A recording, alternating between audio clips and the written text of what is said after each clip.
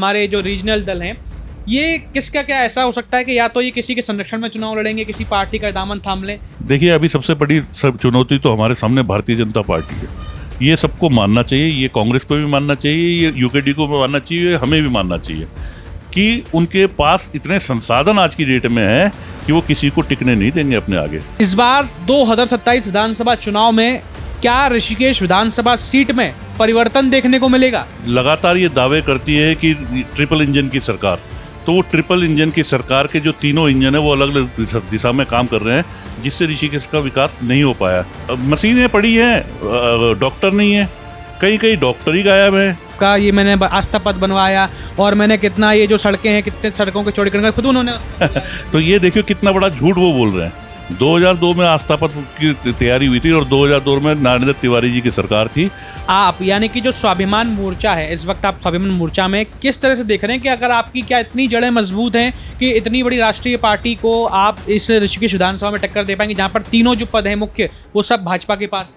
अगर हम ये सोच के उस टाइम बैठ जाते कि भाई भाजपा और कांग्रेस के सामने हम कुछ नहीं है, तो हम कहाँ होते कि आपने कांग्रेस का दामन क्यों छोड़ दिया, जबकि कांग्रेस तो इतनी राष्ट्रीय स्तर की पार्टी, आप इतने बड़े पद पर भी थे ऋषिकेश विधानसभा में। कहते हैं ना कि पार्टियां खराब नहीं होती, लेकिन जब नेतृत्व गलत लोगों के हाथ में आ जाता है, जब उसका नेतृत्व गलत व्यक्ति करने लग जाता है, हमारी बातें नहीं सुनी गई, निचले स्तर पर भी नहीं सुनी गई और टॉप स्तर पर भी नहीं सुनी गई। जब बातें नहीं सुनी गई तो हमने दिनेश चंद्र मास्टर को चुनाव लड़ाने का काम किया, तो पार्टी ने हमारा निष्कासन किया, हमने पार्टी नहीं छोड़ी। अगर भाजपा से निपटना है, भाजपा रूपी काल ने भी जो ये राक्षस है, जो सुरसा की तरफ मुंह दिन पर बढ़ा रहा है, अगर उससे निपटना है तो कहीं ना कहीं तीनों को, मैं तो कह रहा हूँ कि यूकेडी और स्वाभिमान भी तो आने ही चाहिए, लेकिन कहीं ना कहीं कांग्रेस को भी इसमें मंथन करना चाहिए। कि जो सबसे बड़ा एक मुद्दा था कचरे का पहाड़ जो बताया, उस पर भी काफी राजनीति हुई कि भाई मैंने पास किया या किसी ने पास किया, लेकिन अब वो निस्तारण होने जा रहा है, एक बड़ा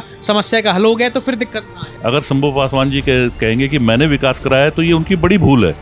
पैसा आता है सड़कों नालियों के लिए, पैसा आता है, नगर निगम बनाई इसलिए। आप बताइए नगर निगम किस लिए बता कि छोटी छोटी हमारी समस्या है जल की, मैं नगर निगम से ये अपेक्षा नहीं कर सकता कि वो विश्वविद्यालय यहाँ पे खोल देंगे। नमस्कार, मैं हूँ ऋषभ शर्मा और आप देख रहे हैं द न्यूज़ वाला नेटवर्क। और इस वक्त हम मौजूद हैं ऋषिकेश विधानसभा क्षेत्र में। 2027 के विधानसभा चुनाव नजदीक हैं। तमाम राजनीतिक पार्टियां, राजनीतिक दावेदार अपने चुनावी बिगुल को बजा चुके हैं, लगातार सक्रिय जनता के बीच में रहते हैं और इस बार का जो चुनाव होगा वो बड़ा ही रोमांचित होने वाला है। खासकर अगर हम बात करें ऋषिकेश विधानसभा सीट की, इसी विषय को लेकर आज हम मौजूद हैं हमारे इस खास कार्यक्रम जिसका नाम है कौन बनेगा जनप्रतिनिधि। और आज के जो हमारे मेहमान बड़े ही खास हैं, ऋषिकेश विधानसभा से लंबे समय से राजनीति में सक्रिय रहने वाले, जनता के हर मुद्दे को अपनी आवाज़ देने वाले, आप उन्हें जगह जगह जहाँ जहाँ जनता की समस्याएं रहती, जनता के मुद्दे रहते हैं, उनके साथ खड़े होकर उनकी आवाज़ बनते हुए देखते रहेंगे। उससे पहले भी लगातार वो सक्रिय थे, पूर्व कांग्रेसी रहे हैं और अब वर्तमान में स्वाभिमान मोर्चा में सक्रिय होकर यहाँ पर पूरी ऋषिकेश की जिम्मेदारी संभालते हुए निर्वाह कर रहे हैं। हमारे साथ मौजूद हैं सुधीर राय रावत जी। नमस्कार सर, स्वागत है। नमस्कार सर, धन्यवाद। सुधीर जी, सबसे पहला सवाल इस बार मेरा यही होगा कि भाई इस बार 2027 विधानसभा चुनाव में क्या ऋषिकेश विधानसभा सीट में परिवर्तन देखने को मिलेगा? देखिए, निश्चित तौर से जो सत्ताधारी पार्टी है और जो लगातार ऋषिकेश के अंदर 4 बार से काबिज है अपनी सीट पर और लगातार ये दावे करती है कि ट्रिपल इंजन की सरकार, तो वो ट्रिपल इंजन की सरकार के जो तीनों इंजन है वो अलग अलग दिशा में काम कर रहे हैं, जिससे ऋषिकेश का विकास नहीं हो पाया। तो निश्चित तौर से इस बार जनता ने मन बनाया है कि बदलाव तो होना निश्चित है। अगर हम विकास की बात करें तो 4 बार से लगातार जो है प्रेमचंद अग्रवाल जी जो है विधायक बनते हुए आ रहे हैं भाजपा से, तो अक्सर अगर विकास की अगर हम बात करें, जो एक बड़ा कालखंड है उनके कार्यकाल का, जितना विकास ऋषिकेश विधानसभा में होना चाहिए था, आपको लगता है उतना विकास हो पाया एक विधायक के कार्यकाल में? देखिए, पहले तो हमें यह तय करना होगा कि विकास हम मान किसे रहे। देखिए, विकास 2 तरह के होते हैं, एक होता है सतत प्रक्रिया जो होना ही होना है। अगर हम बात करेंगे उस कालखंड की जहाँ पे सिलेंडरों की लाइन लगती थी और आज हम कहेंगे कि सिलेंडरों की लाइन नहीं लग रही है, तो ये कोई विकास नहीं, ये सतत प्रक्रिया है। उस टाइम पे शुरुआत हुई थी, धीरे धीरे मिलने लगी, जो कारखाने बढ़े हैं, तो ये सतत प्रक्रिया है। हम सड़कों की बात कर रहे हैं तो ग्रामीण क्षेत्रों में सड़कें बन रही हैं क्योंकि वहाँ पे डेवलपमेंट हो रहा है। वो सड़कें विकास नहीं, विकास जो होता है मूलभूत, जो हमारी आधारभूत जो हमारी आवश्यकताएं हैं एक नागरिक के लिए, उसके लिए शिक्षा की बात हम करें, उसके रोजगार की हम बात करें, वो हमारा उस पर कितना कार्य हो, विकास वो होता है। आप विकास के नाम पे ऋषिकेश के अंदर देखिए, एक डिग्री कॉलेज के अलावा कोई नहीं है। जब आबादी बहुत कम थी और तमाम विस्थापित वाला क्षेत्र जो है ऋषिकेश से विस्थापन होकर ऋषिकेश आ गया, आज आबादी 3 गुना हो चुकी है, लेकिन डिग्री कॉलेज के नाम पे एक गिना चुनाव एक ही डिग्री कॉलेज है। महिलाओं के लिए कोई डिग्री कॉलेज की व्यवस्था नहीं है, एक भी। आप ये देखिए ऋषिकेश के अंदर टेक्निकल के नाम पे कुछ नहीं है। हमारा बच्चा कहाँ जाएगा पढ़ने के लिए? सबसे पहले तो वही है। आज जो भी बच्चा होता है देहरादून शिफ्ट कर रहा है। तो आप जब विकास की बात करते हो तो सबसे पहले हमें वो देखना चाहिए कि मूलभूत हमारी क्या है। उसके बाद आप देख लिए उसकी एम्स को अगर हम दरकिनार करते हैं, उसके अलावा जो हमारे प्राथमिक जो हमारे क्षेत्र केंद्र हैं उनमें कोई व्यवस्था ही नहीं है। मशीनें पड़ी हैं, डॉक्टर नहीं है, कहीं कहीं डॉक्टर ही गायब है। तो ये सब चीज़ें जो हमारी आधारभूत है, विकास की बात हमको वो करनी चाहिए। जब वही विकास नहीं हुआ है इतने सालों में, तो आप क्या मानेंगे कि कहाँ पे हमारा, आप हमारे जो प्रतिनिधि हैं 4 बार के, उनसे एक बार पूछ के देखिए कि भाई आपका एक विकास बताइए कि आपने क्या करा। लेकिन अक्सर जब भी मैं उनसे बात करता हूं या फिर भाजपा कार्यकर्ताओं से बात करता हूं तो आपने सुना कि विधायक जी से मेरी बात भी हुई थी, उन्होंने मुझे कहा कि जो लोग विकास नहीं देख पा रहे हैं या फिर विपक्ष के लोग हैं, ये इनको कुछ नहीं दिखता है क्योंकि ये अपने आंखों पर टीन का चश्मा लगाते हैं, इससे इनको विकास नहीं दिख पा रहा। अगर वो टीन का चश्मा हटाएंगे तो सब जाकर के विकास दिखेगा, वरना जनता मूर्ख नहीं है जो मुझे 4 बार का विधायक बनवाती है। देखिए, टीन का चश्मा एक अलग मैटर हो गया, नरेटिव सेट हो गया। चलो हम ठीक है, हमने टीन का चश्मा ही लगा लिया, हम ये मानते हैं। लेकिन विधायक जी ने तो टीन का चश्मा नहीं लगाया ना। विधायक जी को अपने मुंह से एक योजना बताते हुए क्या बात होगी? आपने बोले ठीक है, जनता को विकास नहीं दिख रहा है ना, आप तो बताइए कि आपका एक विकास का एक नाम तो बता दीजिए। आप कभी उनसे पूछ के तो देखिए कि आप अपनी उपलब्धि बताइए। एक क्या कहते हैं, मैंने क्या कहते हैं, ये जो मरीन ड्राइव है जो बना है आपका, ये मैंने आस्था पथ बनवाया, और मैंने कितना ये जो सड़कें हैं, कितने सड़कों के चौड़ीकरण खुद उन्होंने तो ये देखिए कितना बड़ा झूठ वो बोल रहे हैं। 2002 में आस्था पथ की तैयारी हुई थी और 2002 में नारायण तिवारी जी की सरकार थी और उस टाइम पे इसका प्रोजेक्ट किया गया था और सिंचाई मंत्री सुरवीर सिंह सजवाण जी थे, उनके टाइम का वो प्रोजेक्ट है। तो इस तरह से कितना बड़ा झूठ ये जनता के सामने बोल रहे हैं। उसके अलावा इनके पास बताने के लिए क्या है? मेरिन ड्राइव बता रहे हैं, वो भी दूसरे जगह प्रोजेक्ट। अपना प्रोजेक्ट इनसे पूछिए कि जब आप शुरू से हमारा एक बात रही है कि हम संजय झील का निर्माण कराएंगे, हर एजेंडे में उनके ये आता है कि हम संजय झील का निर्माण कराएंगे। क्यों नहीं वो संजय झील पर बन पाई है? क्या उनके बारे में उनकी क्या बात है? उनको बताना चाहिए ना कि मैं संजय झील के निर्माण में कहाँ तक पहुँचा हूँ। उसके लिए वो बात करने के लिए तैयार नहीं है। हमारी शुरू से, क्योंकि ये ट्रांसपोर्ट नगर है और 4 धाम का प्रवेश द्वार भी है, यहाँ पे ट्रांसपोर्टरों की मांग शुरू से रही है। जब से उत्तराखंड बना है, सबकी ये मांग रही है कि यहाँ पे एक ट्रांसपोर्ट नगर बनना चाहिए ताकि एक व्यवस्थित तरीके से सब कुछ हो जाए, पार्किंग व्यवस्थित हो, सब कुछ व्यवस्थित हो। लेकिन कोई ट्रांसपोर्ट नगर अभी तक नहीं बना, जिसको हम विकास की बात करके रोल मॉडल बना सकते थे अपना, कि हाँ ट्रांसपोर्ट नगर अगर बनता है तो एक रोल मॉडल हो जाता है। पार्किंग आप देखिए कि पार्किंग के नाम पे आप बगल वाली विधानसभा में जाएंगे, वहाँ पे 6 पार्किंग आपको मिल जाएगी, सरकारी पार्किंग है। हमारे ऋषिकेश में एक जो हमारा ये वाला एरिया है, इसके अलावा 4 धाम यात्रा पार्किंग के अलावा कोई पार्किंग की व्यवस्था नहीं है। तो आप कौन से विकास की बात कर रहे हैं? अच्छा, लेकिन मैं एक चीज़ समझना चाहता हूँ कि ट्रिपल इंजन की सरकार है भाजपा की, यहाँ मुख्यमंत्री जी भी हैं, नगर निगम के मेयर हैं वो भी भाजपा के हैं, विधायक जी भाजपा के हैं। आप यानी कि जो स्वाभिमान मोर्चा है, इस वक्त आप स्वाभिमान मोर्चा में किस तरह से देख रहे हैं कि अगर आपकी क्या इतनी जड़ें मजबूत हैं कि इतनी बड़ी राष्ट्रीय पार्टी को आप इस ऋषिकेश विधानसभा में टक्कर दे पाएंगे, जहां पर तीनों जो पद हैं मुख्य वो सब भाजपा के पास? देखिए, मैंने क्या बोला कि इस बार बदलाव निश्चित है। हम अगर ये मान के चलेंगे कि ये बदलाव नहीं हो सकता, तो इसका मतलब हम हार के बैठ गए घर पे, हमें किसी कुछ नहीं। और जब ये बड़ी पार्टियों के चुनाव होते हैं तो निश्चित तौर से सबके मन में ये रहता है कि पार्टियां बड़ी है और इनसे कैसे मुकाबला करना। लेकिन जब जनता ठान लेती है, वो जनता का ही मामला था। आपने देखा होगा बॉबी पवार जी निर्दलीय लड़े और 1,65,000 वोट उनको पड़ा है सांसद में। अगर 1,65,000 वोटों की वो आस है, उनको उनसे आस जगी है। हमने अभी दिनेश चंद्र मास्टर जी का चुनाव लड़ाया था। अगर हम ये सोच के उस टाइम बैठ जाते कि भाई भाजपा और कांग्रेस के सामने हम कुछ नहीं है, तो हम कहाँ होते। आज दिनेश चंद्र मास्टर जी को चुनाव लड़ाने पे हम सेकंड नंबर पे आए, और किस तरह से सरकार जीती है ये सबको पता है। उनको सरकार में जो मुख्यमंत्री जी बैठे हैं उनको भी ये मालूम है कि इस बार का चुनाव हमने जीता है या हारा है। और बात अगर हम कांग्रेस की करें तो कांग्रेस तो तीसरे नंबर पे आई थी।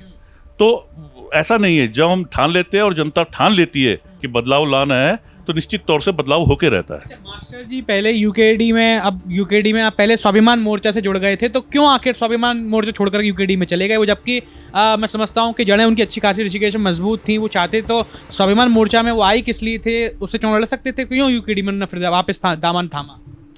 देखिए, पहले तो मैं बताऊं कि यूकेडी में ज्वाइन नहीं करा मास्टर जी ने। जब हमने मास्टर जी को चुनाव लड़ाया, चुनाव लड़ाने वाले तो हम ही लोग थे मास्टर जी को। हमने ऋषिकेश स्वाभिमान मोर्चा के नाम से चुनाव का बिगुल फूका था कि ऋषिकेश स्वाभिमान मोर्चा चुनाव लड़ने जा रही है। उसके कैंडिडेट दिनेश चंद्र मास्टर जी को बनाया गया। उसके उपरांत धीरे धीरे में त्रिलोक चौहान जी हो गए, बॉबी भाई हो गया, मोहित डिमरी जी हो गए। हम सब लोग मिलके बैठे कि भैया हमको अलग अलग लड़ाई लड़के नहीं लड़ पाएंगे, इसके लिए हमें सबको एक उसके नीचे आना चाहिए, एक प्लेटफॉर्म के नीचे आना चाहिए। तो उस प्लेटफॉर्म का नाम हमने ऋषिकेश स्वाभिमान मोर्चा से बदलकर उत्तराखंड स्वाभिमान मोर्चा किया था। तो हमने ज्वाइन कुछ नहीं करा, हमने अपना दल बनाया, एक राजनीतिक दल बनाया। तो राजनीतिक दल में त्रिभुवन चौहान जी, बॉबी पवार जी, हम सब लोग उसमें शामिल हुए। हमने अपने आप बनाया, मास्टर जी भी उसका अंग थे, वो बनाया। लेकिन कुछ हो सकता है उनकी कुछ ऐसी वो रही हो, पीड़ा रही हो कि उन्होंने यूकेडी ज्वाइन करना। बाकी तो फाउंडर मेंबर थे मास्टर जी फाउंडर मेंबर, उन्होंने ज्वाइन नहीं करा, फाउंडर मेंबर थे वो। अच्छा, अगर एक चीज़ अब मैं देखूं कि कांग्रेस की पृष्ठभूमि इस बार कितनी मजबूत है, क्योंकि आप तो पूर्व कांग्रेसी भी रहे हैं, कांग्रेस के महानगर अध्यक्ष भी रहे हैं ऋषिकेश से। सबसे पहले तो मेरा सवाल है कि कांग्रेस की इस बार जड़ें मजबूत कितनी हैं, और दूसरा सवाल ये कि आपने कांग्रेस का दामन क्यों छोड़ दिया, जबकि कांग्रेस तो इतनी राष्ट्रीय स्तर की पार्टी, आप इतने बड़े पद पर भी थे ऋषिकेश विधानसभा में, तो आप चाहते तो वहाँ से नेतृत्व करते थे ऋषिकेश से। आपने इस नई निर्मित दल में क्यों आपने भाग लिया? देखिए, सबसे पहले तो हमें समझना होगा कि ये जो पार्टियां होती हैं ये कोई वैसे पार्टी नहीं होती, ये विचारधारा होती है। भाजपा की अपनी विचारधारा है, जो भाजपा की विचारधारा से जुड़ता है वो पार्टी में चले जाता है। कांग्रेस की अपनी विचारधारा है, तो हम हर कोई जो जुड़ता है वो विचारधारा से जुड़ता है। हम भी कांग्रेस पार्टी से जुड़े थे, कांग्रेस की विचारधारा से जुड़े थे। लेकिन कहते हैं ना कि पार्टियां खराब नहीं होती, लेकिन जब नेतृत्व गलत लोगों के हाथ में आ जाता है, जब उसका नेतृत्व गलत व्यक्ति करने लग जाता है, जब मनमानी वो अपने तरीके से करने लग जाता है, जब जनता के बीच में या कार्यकर्ताओं की बात नहीं सुनी जाती है, तब ये स्थितियां पैदा होती है। यदि आप नेतृत्व सही व्यक्ति के हाथ में है तो निश्चित तौर से पार्टी बढ़ती है, और जब नेतृत्व गलत व्यक्ति के हाथ में आता है तो पार्टी का पतन होना शुरू हो जाता है। ऋषिकेश में खास करके अगर मैं बात करूं, या फिर मैं कहूं कि कांग्रेस पार्टी में जो अक्सर अफवाह उड़ती हैं, आरोप लगाते हैं कि भाई कांग्रेस पार्टी में अंदर आपसी कलह बहुत चलती, तो वास्तविकता ये ही है ना कि कार्यकर्ता हताश हो जाते हैं कई बार? देखिए, मैं इसमें ज़्यादा बात इसलिए नहीं बोलूँगा कि मेरी किसी से कोई कलह नहीं रही है। जब तक मैं पद में था, चाहे वो सजवाण जी रहे हों, चाहे वो राजपाल खरोला जी रहे हों, चाहे जयेंद्र उमला जी रहे हों, चाहे सारस्वती जी रहे हों, मेरा सबसे तालमेल बन के रखा। हमने एक बहुत अच्छे उसका निर्माण किया, बहुत अच्छा संगठन का निर्माण किया, बहुत अच्छे तरीके से कार्य किया। लेकिन हाँ, हमने पार्टी छोड़ी नहीं है। कांग्रेस पार्टी से हमारा निष्कासन हुआ है। दिनेश चंद्र मास्टर जी का जो इलेक्शन था, हम लगातार ऊपर तक भी अपनी बातें पहुंचाई, हाईकमान को अपनी बातें पहुंचाई कि भाई ऋषिकेश का एक वो टूटने वाला है, मिथक टूटने वाला है। यदि हम दिनेश चंद्र मास्टर जी को टिकट दे देते हैं, क्योंकि वो पुराने कार्यकर्ता रहे हैं, कई सालों से उन्होंने कांग्रेस का बस्ता धोया है, अगर हम उनको दे देते हैं तो एक मिथक टूट सकता है, मेयर महापौर हमारा ऋषिकेश में आ सकता है। हमारी बातें नहीं सुनी गई, निचले स्तर पर भी नहीं सुनी गई और टॉप स्तर पर भी नहीं सुनी गई। जब बातें नहीं सुनी गई तो हमने दिनेश चंद्र मास्टर को चुनाव लड़ाने का काम किया, तो पार्टी ने हमारा निष्कासन किया। हमने पार्टी नहीं छोड़ी, पार्टी ने आपका साथ छोड़ दिया। पार्टी ने हमारा साथ छोड़ दिया। हो सकता है उनको हमारे अंदर कमी लगी होगी, तो उन्होंने हमारा साथ छोड़ा, हमने पार्टी का दामन नहीं छोड़ा है, इसलिए हमने अपना दल बनाने का काम किया। लेकिन जैसे एक अगर हम बात करें, आपने कांग्रेस का आपने दामन छोड़ दिया या फिर उन्होंने आपका दामन छोड़ दिया, उसके बाद आपके पास एक मजबूत जो संगठन कहें कि उत्तराखंड का यूकेडी भी था, लेकिन आपने स्वाभिमान मोर्चा की तरफ ही क्यों रुख लिया? आप चाहते तो यूकेडी में भी जा सकते, यूकेडी की भी जड़ें मजबूत धीरे धीरे हो रही हैं, जो जिस हिसाब से लोग प्रयास कर रहे हैं, तो आपने वो क्यों चयन किया? देखिए, तो हमारे ये लोकल की सबसे मजबूत पार्टी है हमारे उत्तराखंड की। देखिए, आज आप इस बात को बोल रहे हैं और मेरे पहले की इंटरव्यू में मैंने अपनी ये बात रखी है, लेकिन कई लोगों ने इसको मेरे को नेगेटिव में लिया। उन्होंने बात रखी है, लेकिन जो बात सत्य है, सत्य से हम पीछे नहीं हटते।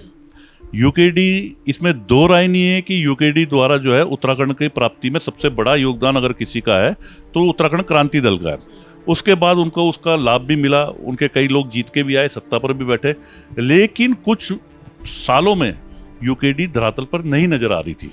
इसको अगर कोई माने या ना माने, ये सच्चाई है। और जो बीच का 1.5-2 साल का पीरियड है, जब ये बड़े आंदोलन हुए, चाहे वो बॉबी पवार जी वाला बेरोजगार वाला आंदोलन हो, मोहित डिमरी जी वाला मूल निवास भू कानून का आंदोलन हो, उस टाइम पे यूकेडी कोई धरातल पे ऐसे काम नहीं, सुप्तावस्था में थी। आज यूकेडी का निश्चित तौर से जब हमारे अंदर, जब बॉबी भाई ने भी ये काम किया, मोहित डिमरी ने भी करा, सब ने मिलकर ये काम करा, तो लोगों के मन में एक भावना जागी है कि ये क्षेत्रीय दल होना चाहिए।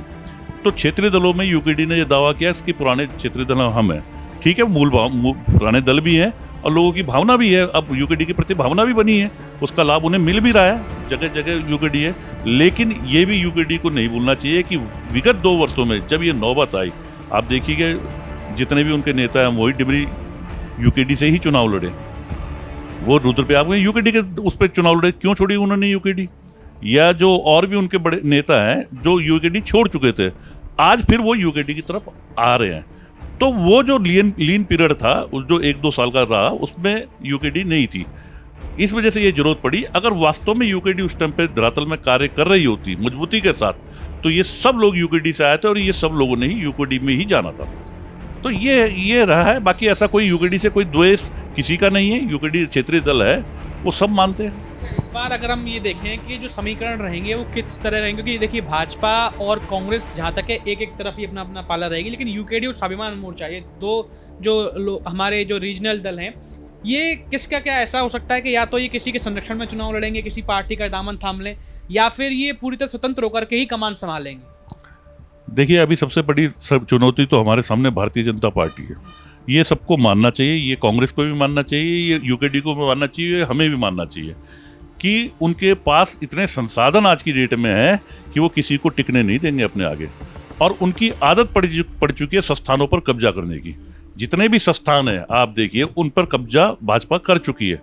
अगर भाजपा से निपटना है, भाजपा रूपी कालनेमी जो ये राक्षस है, जो सुरसा की तरफ मुंह दिन पर बढ़ा रहा है, अगर उससे निपटना है तो कहीं ना कहीं तीनों को, मैं तो कह रहा हूँ कि यूकेडी और स्वाभिमान भी तो आने ही चाहिए, लेकिन कहीं ना कहीं कांग्रेस को भी इसमें मंथन करना चाहिए, क्योंकि पहला जो टारगेट है वो भारतीय जनता पार्टी है। अगर भारतीय जनता पार्टी से निपटना है तो कहीं ना कहीं एक मंच पे आना होगा। एक मंच पे नहीं भी आते तो कहीं ना कहीं सेटलमेंट करना पड़ेगा और करना चाहिए। लेकिन कांग्रेस की जैसे आपने बात की, कांग्रेस में तो आपसी इतने सेटलमेंट नहीं हो पा रहा है। अब आप देखिए कि अगर हम चुनावी रणनीति की बात करें कांग्रेस की, ऋषिकेश विधानसभा की, तो जयेंद्र रमोला जी कहते हैं कि भाई सबको 2 बार मौका मिला, मुझे 2 बार मिलना चाहिए। राजपाल खुराना जी कहते हैं कि भाई अगर मुझे निर्वाह प्रदेश स्तर पर मिल जाए तो प्रदेश स्तर पर, अन्यथा मुझे यहाँ से मिलना चाहिए, मैं 2 बार का जीतने ही वाला था। सजवाणी जी जो सबसे पुराने नेता हैं वो कहते हैं कि मैं 5 जगह से टिकट मांगूंगा, डोईवाला से भी, ऋषिकेश से भी। तो जब आपसी कलर टिकट की बात आती है तब टिकटों में जो अंतर कलर देखने को मिली कांग्रेस में, खासकर अक्सर इसी वजह से लोग कहते हैं कि कांग्रेस कई जगहों से इसलिए सीट निकाल नहीं पाती, क्योंकि अंदर ही इतनी फुटबाजी चली। मान लिया आपको टिकट हो जाए तो दूसरे को कहीं ना कहीं हराने का काम किया जाएगा। तो फिर कैसे कांग्रेस सेटलमेंट करेगी आप लोगों के साथ? देखिए, अभी जो जिनके आपने नाम लिए, चाहे वो जयेंद्र रमोला जी हो, चाहे वो राजपाल खुरोला जी हो, चाहे सुरेश सजवाणी जी हो, सबको कांग्रेस पार्टी ने 2 मौके दिए। रमोला जी को भी 2 मौके दिए, रमोला जी को 1 मौका नहीं मिला। रमोला जी तो 1 मौका कहते हैं, मुझे एक बार। नगर पालिका का चुनाव भी रमोला जी ने लड़के देखा है, नगर पालिका का टिकट भी कांग्रेस पार्टी ने रमोला जी को दिया है। तो ये नहीं कह सकते ना कि 1 मौका मिला। कांग्रेस पार्टी ने तो 2 मौके दिए हैं। टिकट का क्या होता है, सब आज की डेट में जो राष्ट्रीय दल होते हैं वहाँ पे 50% जीत आदमी तब मानता है कि जब उसे राष्ट्रीय दल का टिकट मिल जाता है। उसके बाद उनकी अपनी मेहनत होती है कि जनता आपको पसंद कर रही है या नहीं कर रही है। तो ये कहना गलत है कि एक मौका मिला, 2 मौके मिले। नगर पालिका में भी उनको टिकट दिया गया, विधानसभा में भी टिकट दिया गया, राजपाल खुरोला जी को 2 बार विधानसभा में टिकट दिया गया। तो ये आकलन करने की भी होती है कि कहीं ना कहीं कहाँ मेरे से चूक हो रही है। सेल्फ असेसमेंट जिसे बोलते हैं कि यदि हमने सेल्फ असेसमेंट नहीं किया तो और मुझे 4 बार टिकट मिल जाए, मैं चुनाव नहीं जीत सकता। अगर एक बार हम हार गए, उसमें हमने सेल्फ असेसमेंट नहीं किया कि मेरे से कहाँ चूकी हुई है, तो निश्चित तौर से मैं दोबारा हारूंगा। तो ये हमारे दावेदारों को ये भी समझना होगा और हमारे नेताओं को भी ये बात समझनी होगी कि जो सर्वे बोलता है, सर्वे के हिसाब से टिकट जाना चाहिए, ना कि सेटिंग गेटिंग के हिसाब से। अच्छा, एक मुद्दा ये भी है, कई लोग कह रहे हैं कि भाई जो नरेंद्र नगर में लोगों से बात करता हूँ या मैं इधर लोगों से बात करता हूँ, तो एक मुद्दा ये भी बन रहा है कि भाई कुछ सीटों पर भाजपा रीशफलिंग करेगी। तो भाई मैं उनियाल जी से आते हैं कई बार, तो उनियाल जी से मैंने पूछा कि कई लोग जब नरेंद्र नगर के, उन्होंने कहा कि भाई उनियाल जी ऋषिकेश जा रहे हैं, तो क्या लगता है अगर उनियाल जी को ऋषिकेश से मौका मिल जाता है तो क्या जो विपक्ष के लोग हैं उनको कहीं ना कहीं काफ़ी जो परेशानी का सामना करना पड़ सकता है, जब क्योंकि उनियाल जी एक लंबे कद के नेता हैं, अच्छी पकड़ है लोगों में उनकी, तो क्या लगता है कितनी कठिनाई होगी ऋषिकेश? नहीं, उसमें कोई कारण होगा, कोई कारण ऐसा लगता है आपको, कोई कारण है कि उनियाल जी अगर यहाँ मिल जाए तो मजबूती से लड़ पाएंगे? ऐसा कोई कारण मुझे तो दिखाई नहीं पड़ता। देखिए, नाम बड़ा होना अलग बात है। उनियाल जी बड़े लीडर हैं, बड़े नेता हैं, लेकिन अपना क्षेत्र उनका सीमित है, उनका नरेंद्र नगर क्षेत्र है। वो जितने बार भी चुनाव लड़े नरेंद्र से लड़े, और नरेंद्र नगर की जनता ने उन्हें पसंद किया, उन्हें चुनाव लड़ा है। लेकिन अगर वो ये कहते हैं कि हम ऋषिकेश में आके चुनाव लड़ेंगे तो ये उनकी बड़ी भूल होगी। ऋषिकेश की जनता बेवकूफ़ नहीं है कि बार बार वही गलती दोहराती रहे कि पहली बार सजवाणी जी को चुनाव जिता दिया, सबको पता है सजवाणी जी कहाँ के हैं, आपका घर तक नहीं है विधानसभा के अंदर, आपने बाद में जाके चुनाव लड़ने के लिए विधानसभा में घर बना रहे हैं। मैं सजवाणी जी की बात नहीं कर रहा हूँ, मैं हर व्यक्ति की बात कर रहा हूँ। प्रेमचंद अग्रवाल जी कहाँ से थे? डोईवाला के थे, डोईवाला से यहाँ आ गए, यहाँ पे कोई, तो ये ऋषिकेश की जनता बेवकूफ़ थोड़ी ना है कि बाहर से व्यक्ति आएगी और उसको चुनाव जिताने का काम करेगी। ये जैनजी है, ये समझ चुकी है, ये पुराने ढकोसले में आने वाली नहीं है। जो व्यक्ति यहाँ का होगा, जो यहाँ के बारे में सोचता होगा, जिसने ऋषिकेश की जिंदगी पढ़ी है, जो ऋषिकेश की समस्या को जानता है, जड़ तक की समस्याओं को, उसको इस बार जिताने का काम करेंगे। अगर कोई ये सोचता हुआ कि पैरासूट से हमें टिकट मिलेगा और हम पार्टी के नाम पर जीत जाएंगे, तो ये उनकी बड़ी भूल है। इस बार पार्टी कोई नहीं देखेगा, इस बार चेहरा होगा, और चेहरा वो होगा जो ऋषिकेश का अपना चेहरा हो। अच्छा, आपको भी मैं देखता हूँ कि आप भी काफ़ी सक्रिय रहते हैं। अभी नगर निगम के बाहर भी एक धरना प्रदर्शन काफ़ी हुआ था, जिसमें शायद आवारा पशुओं को लेकर, क्या वो पूरा मामला था, क्या वो पूरा का प्रकरण था? देखिए, ये तो बात तय है कि आवारा पशु दिन पर दिन बढ़ रहे हैं। और हमारे यहाँ जो ऋषिकेश में जब सबसे पहले एक कांजी हुआ करता था छोटे, जिसमें आवारा पशु आते थे, लेकिन वो नगर पालिका थी, क्षेत्र छोटा था। आज क्षेत्र का विस्तार हो चुका है, और तमाम जब से वो कानून भी आया, आपको पता होगा कि काटने वाला जो कानून स्लॉटर हाउस वाला आया है, उसमें जो दिक्कतें हुई हैं, तो उससे क्या है, आवारा पशु बहुत ज़्यादा वो मतलब संख्या हो गई। हमने नगर निगम में ये गुजारिश करी थी, ये उनको बात रखी थी कि 1 महीने के अंदर, क्योंकि लगातार दुर्घटनाएं हो रही हैं, हमारी जो युवा पीढ़ी है वो कई बार दुर्घटनाग्रस्त होने के बाद मृत्यु तक हो गई है। हमारे बीच में एक बड़ा एक्सीडेंट हुआ जिसमें हमारे 3 बच्चे ऋषिकेश के जो है दुर्घटनाग्रस्त हुए, वो भी उनके कारण, और वो काल के ग्रास में समा गई, मृत्यु हो गई। ऐसा ही हाल फिलहाल में 20 दिन पहले एक परिवार जो बापू वहाँ का था, उसकी भी इसी कारण मृत्यु हो गई। तो ये बातें हमने वहाँ रखी थी कि इसका जल्द समाधान निकाला जाए। यदि 1 महीने के अंदर अंदर इसका स्थायी समाधान नहीं निकाला जाता है तो हम बड़ा आंदोलन जो है, एक बड़ा आंदोलन करने का वहाँ पे काम करेंगे। नगर निगम तो लेकिन लगातार आप देख रहे हैं कि जब भी शंभू पासवान जी से बात होती है तो वो तो लगातार विकास कार्यों की गिनती कराते कि इतने करोड़ रुपए मुख्यमंत्री जी ने दिए, मैंने इतना ये पुल बनवा दिया, मैं देखिए नई बिल्डिंग हाईटेक करवा रहा हूँ, मैं ये करवा रहा हूँ। तो लगातार जब विकास हो रहा है तो फिर नगर निगम में कैसे कुछ कमी? आप देखिए, जो सबसे बड़ा एक मुद्दा था कचरे का पहाड़ जो बताया, उस पर भी काफ़ी राजनीति हुई कि भाई मैंने पास किया या किसी ने पास किया, लेकिन अब वो निस्तारण होने जा रहा है, एक बड़ा समस्या का हल हो गया, तो फिर दिक्कत कहाँ आ जाती है? देखिए, दिक्कत इसलिए आई है कि जो जिस बात की बात शंभू पासवान जी बोल रहे हैं कि विकास हो रहा है, मैंने अभी आपको पहले बता दिया कि ये सतत प्रक्रिया है। अगर शंभू पासवान जी कहेंगे कि मैंने विकास कराया है तो ये उनकी बड़ी भूल है। पैसा आता है सड़कों नालियों के लिए, पैसा आता है, नगर निगम बना ही इसलिए। आप बताइए नगर निगम किस लिए बता कि छोटी छोटी हमारी समस्या है जल की, मैं नगर निगम से ये अपेक्षा नहीं कर सकता कि वो विश्वविद्यालय यहाँ पे खोल देंगे, वो उनके क्राइटेरिया से बाहर है। मैं उनसे ये अपेक्षा नहीं कर सकता कि वो यहाँ पे एक हॉस्पिटल खोल देंगे, वो उनके क्राइटेरिया से बाहर है। वो विधानसभा अध्यक्ष विधायक का काम है, वो उनका काम नहीं है। तो जो काम उनको दिया गया है वो काम वो बखूबी निभा रहे हैं, इसकी मैं आलोचना नहीं करता। खड़ंजे नाली सड़कें वो चाप चौबंद कर रहे हैं, उससे हमें कोई आपत्ति नहीं, वो बढ़िया काम कर रहे हैं। लेकिन एक इसमें भाजपा में आपको दिखता है कि भाजपा में भी ऋषिकेश में एक आपसी कला देखने को मिलती है, क्योंकि देखिए अगर हम बात करें कि वर्तमान जो महापौर हैं वो अपने विकास कार्य को बताते हैं, और जो पूर्व महापौर जो इस वक्त दावेदारी भी कर रही है अनीता मंगई जी, वो कहती है कि ये वाला काम तो मैंने अपने कार्यकाल में किया था। विधायक जी जो हैं वो पहुंच जाते हैं वहाँ पर क्षेत्र में, कहते हैं ये वाला काम तो मैंने करवाया। तो सब अपने अपने क्रेडिट को ले रहे हैं, आप देख रहे हैं। तो क्या ये कोई आपसी कलह हो रही है भाजपा की अंदरूनी जो खुल करके अब दिखने लगी ऋषिकेश में, या कुछ और वजह है? देखिए जितने भी आपने नाम गिनवाए ये सारे के सारे विधायक के दावेदार हैं और विधायक के दावेदार बनने के लिए एक दूसरे पे छिटाकसी तो होगी।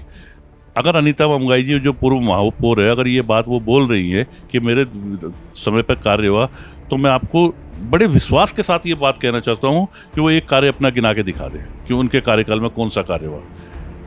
कोई भी ऐसा कार्य उनके कार्यकाल पर नहीं हुआ। जो जिसकी बात आज शंभू पासवान जी बड़े सीना ठोक के कर रहे हैं, उनके कार्यकाल में तक वो काम भी नहीं हुए। कूड़े की बात आप बात कर रहे हैं, जिस कूड़े के ढेर की आप बात कर रहे हैं, वो कूड़े का ढेर वास्तव में एक बहुत बड़ी समस्या ऋषिकेश के लिए थी। अब उसका श्रेय अभी तक हमें ये नहीं पता लगा कि वो विधायक जी को श्रेय दिया जाए, महापौर जी को श्रेय दिया जाए या इनको श्रेय दिया जाए। जिस दिन हमें ये पता लग जाएगा कि वो किसने कराया वास्तव में, उसको हम जरूर उसका श्रेय देंगे, कूड़े का पहाड़ का। उसके अलावा कोई कार्य ना तो इनके कार्यकाल में हुआ, ना विधायक जी के कार्यकाल में हुआ, ना किसी अन्य के कार्यकाल में इस हुआ। बार आप स्वाभिमान मोर्चा सक्रिय हैं, तो क्या लग रहा है अगर आपको पार्टी आप पर विश्वास जताती है, आपको मौका देती है ऋषिकेश विधानसभा से, तो क्या ऋषिकेश विधानसभा की जो सीट है वो भाजपा से छीन करके स्वाभिमान मोर्चा की झोली में डालने का काम किया जाएगा? देखिए इतना तो हमें अपने अंदर कॉन्फिडेंस होना भी चाहिए। जो भी चुनाव लड़ता है, चाहे वो छोटा दल हो चाहे बड़ा दल हो, चाहे जिसके 500 वोट भी आते हैं, वो भी लास्ट तक ये सोचता है कि मैं जीत रहा हूँ। और मेरे को इस फील्ड में जनता की सेवा करते हुए कई वर्ष हो गए और इससे पहले मैं ट्रांसपोर्ट में भी जनता की सेवा कर चुका हूँ, कांग्रेस पार्टी में भी मैंने जनता की सेवा की है। तो निश्चित तौर से मुझे ऐसा लगता है कि जनता इस बार मुझे अपना आशीर्वाद देगी। ये हमारा प्रयास रहना चाहिए कि अगर आशीर्वाद वोट के स्वरूप, माना मैं हार भी जाता हूँ, माना मुझे 10,000 भी वोट पड़ते हैं, 5,000 वोट थे, लेकिन मेरे को ये रहेगा कि 5,000 लोगों के लिए मैंने काम किया, 5,000 लोगों ने मेरे पे विश्वास जगाया है, तो उससे मुझे बल मिलेगा। हार और जीत तो एक आंकड़ा है, हार जीत मायने नहीं रखती। हाँ, जनता हमें पसंद करेगी, इसका जरूर बात उसमें, और मुझे विश्वास है कि जनता पसंद करेगी और हम उसके उसमें खरे उतरेंगे। दर्शकों, ये थे हमारे साथ में सुधीर जी, जिन्होंने अपनी बात को बड़ी बेबाकी से रखा और बताया कि इस बार ऋषिकेश विधानसभा में किस तरह से परिवर्तन होगा। अब परिवर्तन होगा या नहीं ये तो आने वाला वक्त ही बताएगा, पर आप क्या कुछ सोचते हैं तमाम विषयों को लेकर, अपनी राय कमेंट सेक्शन में जरूर बताइए। और इस तरह की और भी तमाम खबरों को, ग्राउंड रिपोर्ट्स और इंटरव्यूज को देखने के लिए देखते रहिए द न्यूज़ वाला नेटवर्क। बहुत धन्यवाद।